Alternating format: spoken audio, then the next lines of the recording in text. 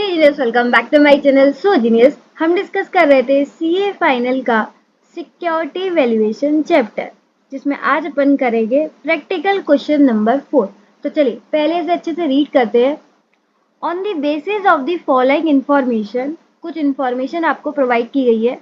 उसमें पहला है हमारा current dividend, that is D0, और वो आपको उन्होंने खुद बता भी दिया है कि भाई ये D0 है, इसे D1 कंसीडर मत कर लेना। ठीक है, कितना दे रखा है 2.5। डिस्काउंट रेट यानी कि आपको केई प्रोवाइड की गई है 10.5 और ग्रोथ रेट प्रोवाइड की गई है 2। मुझे बताओ यहाँ पर D1 कितना होगा। जो भी आपका D0 है उसमें आप ग्रोथ प्लस कर दो, दैट इज 2%। कैलकुलेट करके बताइए, 2.50 प्लस 2%, या गया 2.55। सबका यही आ रहा है, करेक्ट है। अब देखो क्वेश्चन की रिक्वायरमेंट। क्वेश्चन की पहली रिक्वायरमेंट है हमारा, calculate the present value of stock of ABC limited. Present value आपको कैलकुलेट करनी है स्टॉक की, और कुछ भी नहीं बताया कि कैसे कैलकुलेट करनी है। ठीक है, तो सिंपल सी बात है, जैसी आपको इंफॉर्मेशन प्रोवाइड की गई है उस बेसिस पे आप फॉर्मूला लगा देंगे। ठीक है, क्वेश्चन की second requirement, is it's stock over valued if stock price is 35। पूछ रहे हैं क्या स्टॉक की प्राइस ओवर वैल्यूड है कि नहीं, जबकि आपको प्राइस दे रखी है 35।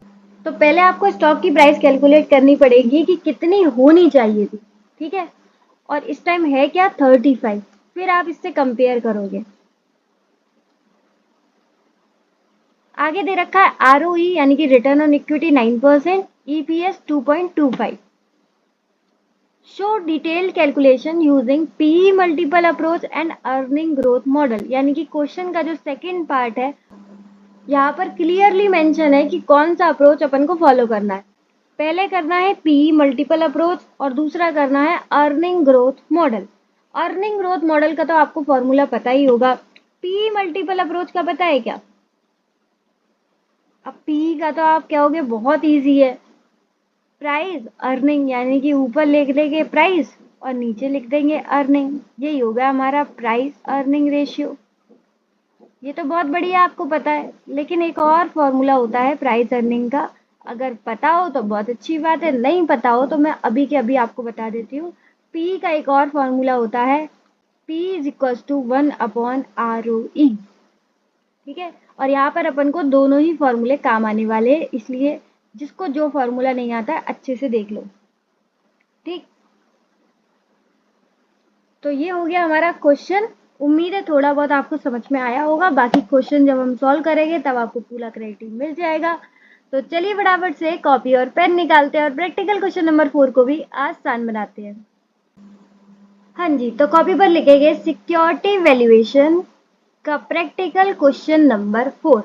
क्वेश्चन की दो रिक्वायरमेंट थी। पहला था calculation of present value of stock, और दूसरा था जिसमें हमें वैल्यू ऑफ स्टॉक कैलकुलेट करना है दो तरीके से। पहला by using multiple P multiple approach, और दूसरा value of stock by using earning growth model. ठीक है, तो कुल मिलाकर देखें तो क्वेश्चन की 3 रिक्वायरमेंट है। चलो एक एक करके कंप्लीट करते हैं। पहले वाले में जो हमें इंफॉर्मेशन प्रोवाइड की गई थी वो डिविडेंड ग्रोथ मॉडल वाली थी, तो वही वाला हम फॉर्मूला लगाएंगे D1/KE-D। KE कितना दे रखा है 10.5, ग्रोथ दे रखा है 2%, तो नीचे आ गया KE-D। ऊपर D0 अपन को दे रखा था 2.5, उसमें प्लस कर देंगे ग्रोथ रेट, दैट इज 2%, ये आ गया 2.55। ये एक बार मैं क्वेश्चन पढ़ते टाइम भी आपको कैलकुलेट करवा चुकी हूँ। अब अपन को क्या करना है, 2.5 डिवाइडेड बाय 8.5%, ये आ गया 30। तो क्वेश्चन की पहली रिक्वायरमेंट हमारी कंप्लीट हो चुकी है। वैल्यू ऑफ स्टॉक आ गया है 30 रुपीज। बस इसमें इतना ही करना था। इसमें आपको नहीं बताना कि ओवर वैल्यूड है अंडर वैल्यूड है, कुछ नहीं बताना। इसमें सिर्फ आपको वैल्यू ऑफ स्टॉक कैलकुलेट करना था, वो हमने कर दिया। आते हैं क्वेश्चन की second requirement, value of stock by using P multiple approach.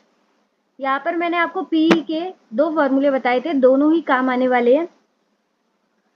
पहले लगेगा हमारा P is equals to 1/ROE।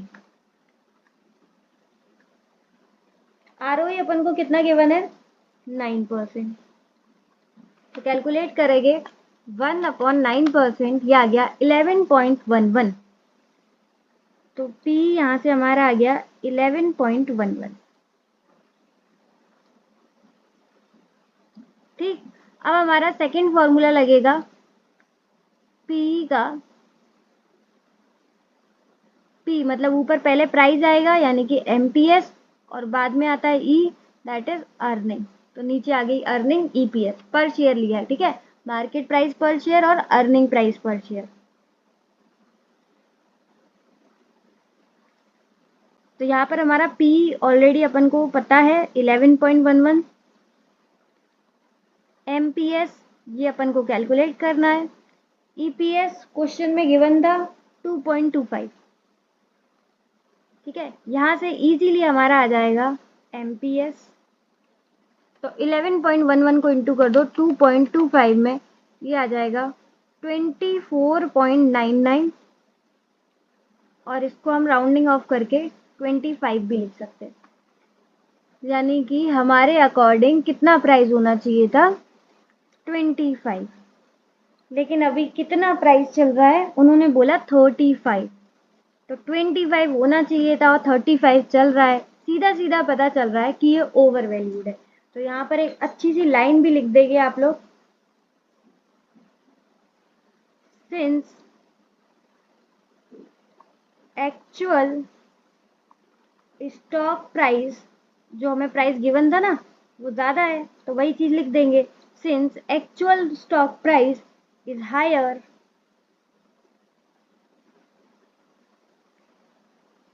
hence it is overvalued। तो जब भी ऐसा कुछ पूछा जाए तो एक लाइन में ये चीज जरूर लिखाना, ठीक है, इससे क्वेश्चन पूरी तरीके से कंप्लीट हो जाएगा। सिंस और हेंस की line, since actual stock price is higher hence it is overvalued. और ये चीज आप यहाँ ऐसे भी लिख सकते हो, 35 इज ग्रेटर देन 25। ठीक है, आ जाते हैं क्वेश्चन के सेकंड पार्ट पर, जो था हमारा value of stock by using earning growth model. ये तो बहुत सिंपल है, अर्निंग ग्रोथ मॉडल जैसे डिविडेंड ग्रोथ मॉडल का फॉर्मूला था D1/KE-G, अर्निंग ग्रोथ मॉडल का फॉर्मूला हो जाएगा E1/KE-G। बस यहाँ पर ध्यान देना KE कौन सा लेना है, सेकंड वाले क्वेश्चन में रिटर्न ऑन इक्विटी अलग से हमें गिवन है 9%, तो 9% ही लेना है, पुरानी वाली KE नहीं लेनी जो 10.5 दे रखी थी। बहुत लोग यहाँ पर गलती कर देते हैं, वो वाली कैलकुलेट नहीं करनी है आपको, वो कंसीडर नहीं करना है, ठीक है। और ग्रोथ हमें नई नहीं दे रखा, तो ग्रोथ हम पुरानी वाली ले लेंगे, दैट इज 2%। तो KE-G तो आ गया। अब E1 कैसे आएगा, तो देखो हमें EPS दे रखा है 2.25, उसमें बस ग्रोथ रेट ऐड कर दो तो E1 आ जाएगा। 2.25 दे रखा है, इसमें 2% ऐड कर दो, ये आ गया 2.295। अब क्या करना है, सिंपल, इसको डिवाइड कर देंगे 7% से, तो ये आ गया 32.7857, 32.7857, और इसको अगेन राउंडिंग ऑफ करेंगे तो आ जाएगा 32.79। ये आ गया हमारा आंसर, यानी कि हमारे अकॉर्डिंग प्राइस होना चाहिए था 32.79, लेकिन प्राइस चल क्या रहा है 35, तो again it is over value. तो फिर से एक अच्छी सी लाइन लिख देंगे, since actual stock price is higher, यहाँ पर बता भी देंगे कैसे हायर है, क्योंकि 35 चल रहा है लेकिन होना चाहिए था 32.75। फिर एक हेंस वाली लाइन लिख देंगे, हेंस इट इज ओवरवेल्यूड। बस इतना सा क्वेश्चन था आपका। इसमें मेन आपको दो चीजें ध्यान रखनी है। एक कि आपको पी का फॉर्मूला पता होना चाहिए, P is equal to 1/ROE। दूसरा ध्यान में ये रखना है कि जब आप के लोगे यहाँ पर, तो वो के कौन सी लोगे, पुराना वाला नहीं, नया वाला, दैट इज ROE 9%। ठीक है, बस ये दो बातें ध्यान रखनी है। उसके बाद तो आपका क्वेश्चन बहुत बहुत बहुत ज़्यादा आसान हो रखा है। एक बार देख लेंगे, कहीं भी कोई डाउट हो तो कमेंट सेक्शन में पूछ लेंगे। क्वेश्चन आसान बन गया हो तो उसका भी फीडबैक कमेंट सेक्शन में दे दीजिएगा। बाकी लाइक शेयर एंड सब्सक्राइब जल्दी से कर दीजिए। आज के लिए बस इतना ही। इसी के साथ इसी तरीके से खुश रहिए, मुस्कुराते रहिए। मिलते हैं नेक्स्ट वीडियो में, तब तक के लिए bye bye, be happy always.